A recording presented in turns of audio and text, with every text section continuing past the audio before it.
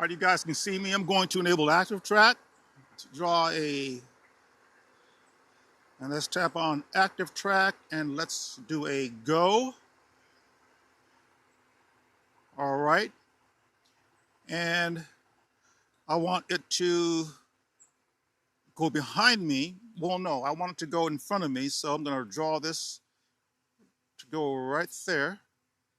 And I'm going to start walking. And as you can see, the drone is staying directly in front of me. And I'm going to play with this a little bit. I'm going to take that, it's a little windy out here this morning. I'm going to take this to go up and over to the right. And so the drone is right there. And it should stay right there. And let's have it come down behind me, close, right there. And it should do that.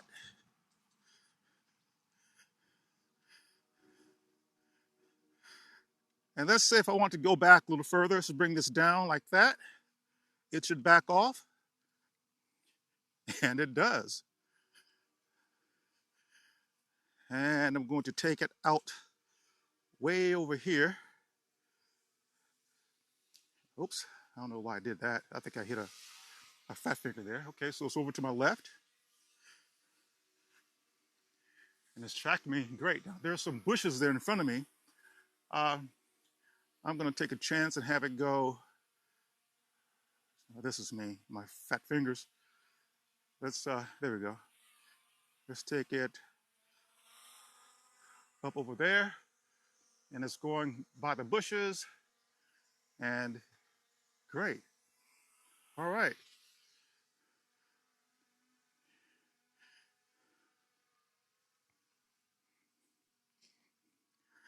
Gonna bring it, have it do this. It should do a circle, a half a circle rather, and come around and be in front of me.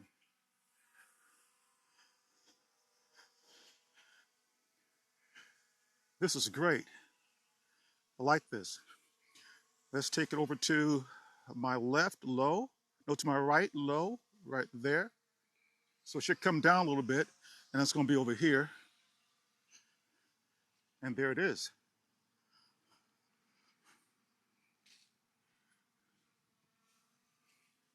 And it stays there. I'm going to put it over at a 45-degree angle out somewhat right there.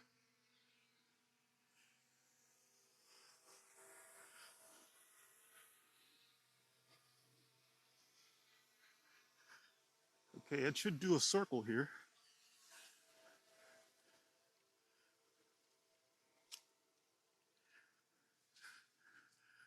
Yep, it gets there. And there's a tree here. And it avoided hitting those branches up there. Great.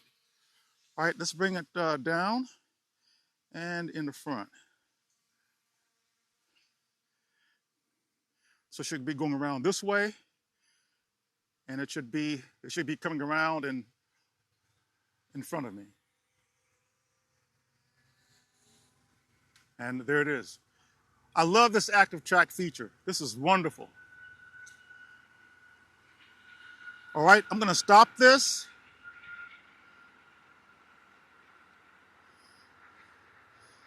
Now, there's also a point of interest. And let's draw a box around me. And I'm going to select point of interest. And I'm going to bring it up a little bit. Like that. And point of interest. Okay, it's locked on.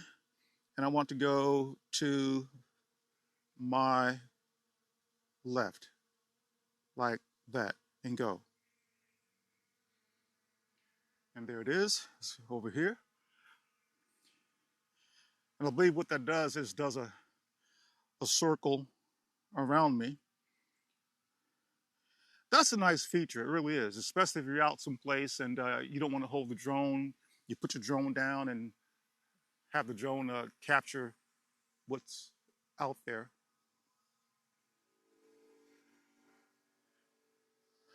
All right, so it continues to do that until I stop it. So I'm going to stop it. I wonder if I can raise this up while it's doing that. So I'm going to see if I can bring the drone up. Yes, I can. Look at that. There's a tree there.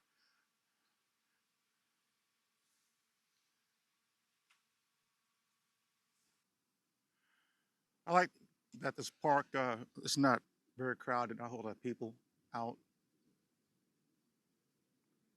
Okay, let's bring it towards me.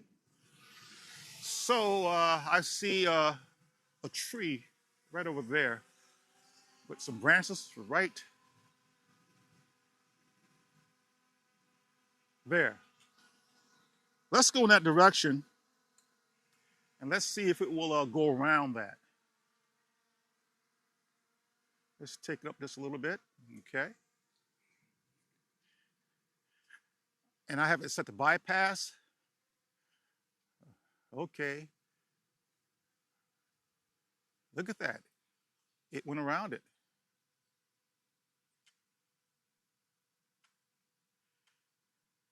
So I'm gonna take it toward those branches there. Now this is something I normally would not do. I just wanna see if the drone will go around that. Let's go up a little higher here. And it did. It went around it. And right there in front, there's a trunk, a tree trunk. I'm taking it forward. It should go around that. And it does. All right, great job.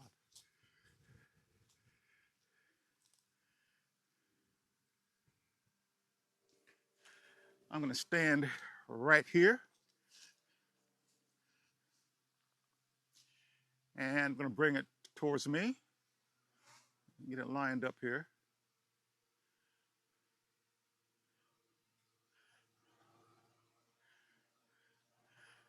All right. And let's see what it will do. It should go around.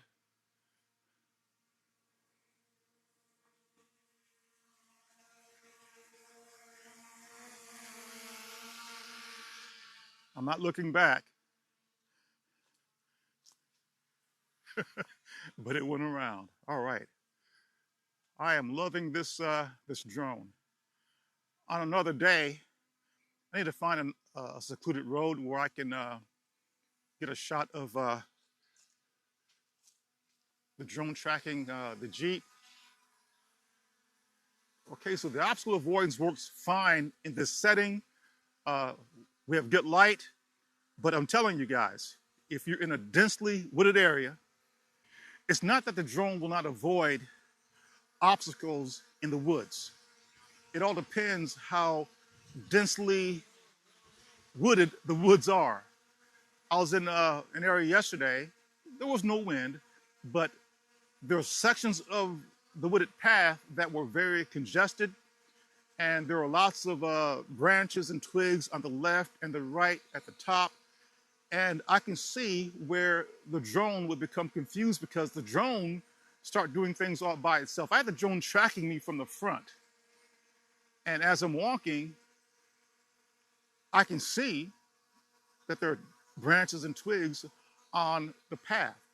And I'm wondering if the drone will be able to navigate around that. So what the drone did was it broke track and it started to skirt off to the left or to the right. And then it hit a bunch of branches. It was just a whole lot of them. So the drone was confused. And plus, in that wooded area, it was very shaded. So the ambient light was subdued. And I can see on the screen where I was getting an alert saying that something like this on the screen. In fact, this is what I got on the screen. And the drone just did its own thing, trying to find the best way out of a bad situation that I got it into. And it hit some limbs and it fell and I damaged one of the propellers. It wasn't bad, but I replaced both sets of propellers on the drone. But see, that was on me. That was not the drone's fault.